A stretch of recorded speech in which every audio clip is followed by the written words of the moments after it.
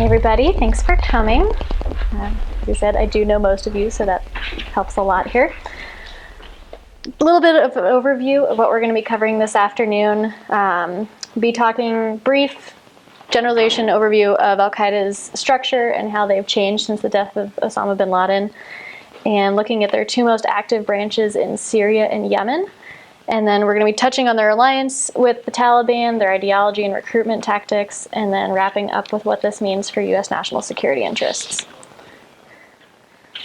There's an overview of the structure. When bin Laden was killed in May of 2011, the U.S. was targeting al-Qaeda leadership and has continued to do so ever since, but they generally wrote off al-Qaeda in Afghanistan as decimated, estimating only 50 to 100 fighters in the region. Then in October of last... No. Oh, here we go. That one? This one. Just to make sure. There you go. Here we go. Is that better? Okay, good. All right, so since bin Laden was killed in 2011, we've been targeting al-Qaeda leadership, but thought that the group in Afghanistan had been pretty decimated. October of last year, U.S. forces found and destroyed a training camp in the remote Kandahar province, which is deep inside Taliban territory. That training camp alone had 150 fighters at least, covered 30 square miles, had stockpiles of weapons, ammunition, and supplies, and was also the home of an al-Qaeda media cell. Clearly, after that discovery was made, we changed our opinion of the existence of al-Qaeda and their capacity. Current emir of al-Qaeda is Zawahiri, who you can see on the left. Notice the difference in attire between him and Osama bin Laden. He chose to get rid of the camo jacket that bin Laden always wore in his statements. This kind of portrays a more lenient, a more religiously focused leadership to al-Qaeda, which helps with their more moderate stance that they've been taking recently, at least outwardly, in order to dissuade Western attacks. Zawahiri is an Egyptian doctor who previously had led his own group called the Egyptian Islamic Jihad, and he'd been working with bin Laden since 1988.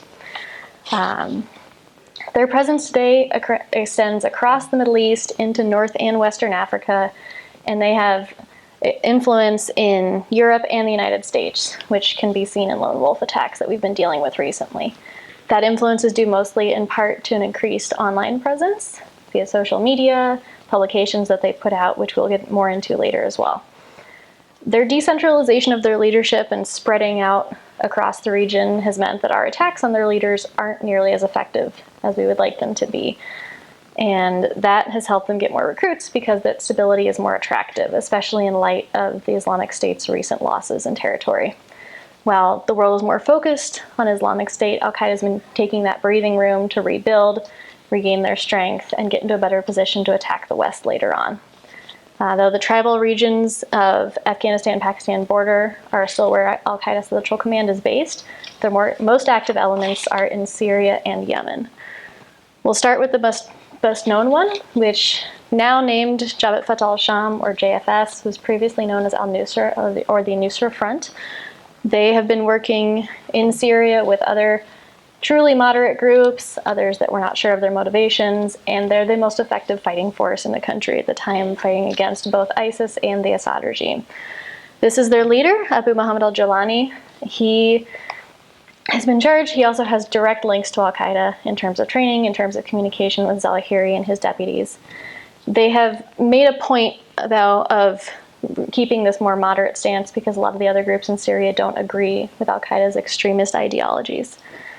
And turning into that, there was a name change earlier this year when they switched from al-Nusra to JFS. That was in part to dissuade the West and Russia from attacking them as a openly linked al-Qaeda group, also to kind of calm the fears of those other groups in Syria who didn't like the al-Qaeda connection. Their goal is to form a very strong coalition with everyone fighting the Assad regime and the Islamic State and unify that Muslim community in Syria. From there, they will, of course, work on getting a more stable al-Qaeda base and with which to attack the West from. In his statement, this is the first image we ever saw of his face. Any previous statements from Jawlani, his face had been blurred out. We didn't really know what he looked like. This is the very first one. Notice the direct comparison between what he's wearing and what bin Laden always wore in his statements. He's got the white turban, he's got the camo jacket. It's further evidence of an al-Qaeda link. In their statement, it was across the world in the media portrayed as a break from al-Qaeda. Newspapers were running that in their headlines, but if you actually look at the way he spoke and his word choices, they were very ambiguous, gave him a lot of extra wiggle room in terms of that actual disconnect. So it appears as though they're separated, but he only used the phrase, no affiliation to any external entity. From their point of view, al-Qaeda is not external, it's their parent organization. Zawahiri actually approved this rebranding and didn't release any statements saying that they had disconnected. Here's a current battle map of Syria. The gray is Islamic State, the red are government or pro-government forces, green represents both JFS and other rebel groups, and then the yellow is the Kurdish, and the little kind of teal color up at the top is Turkish troops that came into northern Syria this year. So you can see they have quite a presence, especially kind of in the northwest there. We have a little bit of a video, and I apologize, I wasn't able to figure out how to skip, but this gives you a view of what JFS releases on a pretty regular basis. They have videos like this. This one in particular is of a training camp in Aleppo, and their relations with the community. They also release martyrdom statements. Whenever they have a suicide bomber, they talk about his life, his dedication to the cause. And they also release, kind of similar to this part in the video, Dawah efforts. Dawah is kind of reaching out to the community, teaching them about Islam, specifically the more extremist versions of Islam. In the back you can see training with weapons, with combat roles. It's a good sized group, and this is, according to the title of the video, somewhere in Aleppo. The audio does not come through, but this whole time they are shouting Allahu Akbar, which means God is great in Arabic.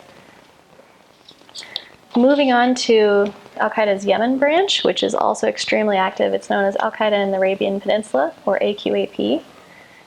Here's a current map of the battle in Yemen. Gray areas are AQAP's territory. This is as of last week. Yellow are the Houthi rebels, and green is the rather embattled, but still fairly strong, a lot of the region, internationally recognized government. The AQAP was established in 2009, and they've been focusing their efforts specifically in Yemen. They're taking advantage of the unrest and building a very strong foundation. From there, they'll be able to launch attacks overseas. They've been fixing roads, they've been paying the salaries of doctors and hospitals, taking on a role that the government hasn't been able to do in the current situation. They have a small territory, but if you see Mukalla, the port town, down in the south, up until this past spring, they'd held that for a year. They fixed roads there. They were actually appreciated by the local population. We have a quote from a resident there: "I prefer that al-Qaeda stay here, not for al-Mukalla to be liberated. The situation is stable more than any free part of Yemen. The alternative to al-Qaeda is much worse." So that shows they were keeping that moderate stance in order to actually gain the acceptance of the population. They were, especially in contrast to Islamic State, not immediately executing any political dissidents. They are placing them under house arrest. That especially has given them more of a foothold here. In that port city, while they had it, they were levying taxes on the trade routes and the shipping that estimated about $200 million a day in revenue. And they're using that kind of a Robin Hood type program, taking that money, turning it around, helping out the community, and strengthening their own fighters. That restrained attitude has put them in direct contrast to the Islamic State and helped them get more stability and more recruits. In addition, they've been making strides overseas. You all remember the attacks on Charlie Hebdo in France last year. That was orchestrated by AQAP. They also put out a magazine. The cover of the most recent issue you can see here. It's called Inspire. It's an English language magazine, and on the front cover there is a pressure cooker bomb. This magazine is aimed specifically at overseas wannabe jihadis who might not be able to travel to the Middle East. They have a concept that they've called open source jihad. And it's their idea of getting these ideas of making homemade bombs, of planning attacks out into the world so people can use them whenever they have the opportunity. The definition says, a resource manual for those who loathe the tyrants, includes bomb-making techniques, security measures, guerrilla tactics, weapons training, and all other jihad-related activities. We have a couple examples of these. There's a plan for a successful pressure cooker bomb, including your design, your location, camouflaging it so it's not found, how to set a timer if you don't want to make it a suicide attack. Similarly, we have a timed hand grenade. This was only the first part of this instruction manual. It went on for multiple more steps on getting the materials, how you compile them, and things like that. They also have a lot of graphics, like this one, as you can see. It says, some things are too beautiful to be forgotten. Will we ever experience such a sight once more? This is a very clear indicator that they are still focused on attacking the West. You can see this strain throughout their publications. They've been running this magazine for a number of years now. This is just the most recent issue. They also have sections that are more religiously or spiritually based. This is an example. This was put out after the death of Zawahiri's deputy due to a US airstrike. And it's saying, the call of jihad does not die down with the death of our leaders. It talks about the global movement, how this is Allah's pleasure, and even killing a few leaders isn't going to stop the momentum. This kind of transitions us into an ideological stance of al-Qaeda and an overview and their recruitment plan. Their eventual goals still remain the same as they were when bin Laden was planning 9/11. But nowadays, they have, as I mentioned, a more moderate stance. Abu Musab al-Sarawi, who is a leading al-Qaeda theologian, has argued in the near term that they need to tolerate a range of actors in the Muslim world, whether or not they have a jihadist motivation. We see that clearly in the aforementioned coalitions that are being formed in Syria. Their social media presence includes active accounts on Twitter and Telegram, and that is widely received across the world. They use those to put out magazines like this, to put out the videos like the one we saw earlier, statements in connection with other groups. They'll put out joint statements. They're far from dead, and their resilience has appealed to a whole new generation of recruits, that grassroots resistance to what they call the far enemy, which is us and Europe. That's helped them gain these more recruits, and as bin Laden knew from the beginning, in the Quran, killing another Muslim is one of the worst things you can do. ISIS takes this and says, well, these people we are killing aren't true Muslims. Al-Qaeda chooses to focus on the West, the far enemy, and not get bogged down in that argument within the local communities. And it helps them maintain their base of support. So far, these are their strongest positions. And you can see how this covers the region and gives them a really strong base of operations from which to plan any further events. There was chatter that ended up being unsubstantiated. I'm sure you heard of a planned attack based out of Syria, coming from which group we're not sure, of an attack here in the United States the day before the elections. That shows that these groups, whether that may or may not have been JFS, it's still their focus. The magazine shows that the West is still their #1 enemy, and that we will remain so. Al-Qaeda has always viewed this as what they call the long war. It doesn't mean that it's going to be won against the West in this generation or even this century, but they're willing to keep fighting.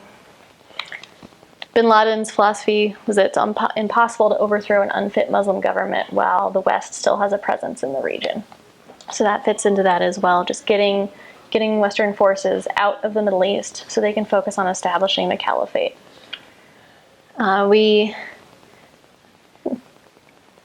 They share their faith with others in order to teach. This is the dawah that I mentioned earlier, a still from one of their videos from last year. It says we should guide these souls. That's the English translation at the end of the video. They reach out, they get their own brand of Islamist jihad notion out into the community. Finally, touching on the implications for US national security. Once they've established this base of operations that they're working on right now, they will be launching attacks on the West. That is a guaranteed fact. They have the means right now. They have the money, as you can see from the daily budget from having that port city in Yemen. They just have decided that they want a stronger base before they do it. This facade of moderation has been ensuring that the West hasn't been targeting them. Obama just ordered the Pentagon last Thursday to start targeting JFS in Syria. Up until then, we hadn't. Partially because they're fighting ISIS, partially because they're so integrated with the other moderate and some US-backed groups that hitting the group at large would probably hit those as well and not endear us to the Syrian people. However, now, finally, we are starting to hit them more, despite the fact that they've been labeled a terrorist group by the State Department since 2014. And also the lone wolf attacks that we've been dealing with in the last few years. From the magazine, we can see that's one of their key recruiting tactics. They're saying you don't need to come over to the Middle East. You don't need to come join us. If it doesn't work for you, you can follow the cause of jihad right where you are. There is a group called al-Muhajirun in Syria. They're essentially like an al-Qaeda travel agency. They have an email that potential recruits can send messages to, asking questions, asking for travel advice. They help get people into Syria. They do Q&A videos that they publish. A man in long black Islamic robes will sit there and answer questions. One such question was, my parents are old and I'm the only man in the home to care for them. My wife says I can go wage jihad, but she won't be my wife anymore. But I really want to come to Syria and help my brothers. What am I supposed to do? They classify the war in Syria as a defensive jihad, which under Sharia law means anyone who can needs to help. And so they told this particular man, your parents will figure it out, your wife will figure it out. We just pray that they see the light. You need to come to Syria. That's how they're getting so many recruits into the region. Ending on a quote from Michael Morrell, who I'm sure some of you know. He was acting director of the CIA up until a couple of years ago. He says, I do worry about the rebirth of al-Qaeda in Afghanistan because of what their target list will be, and that's us.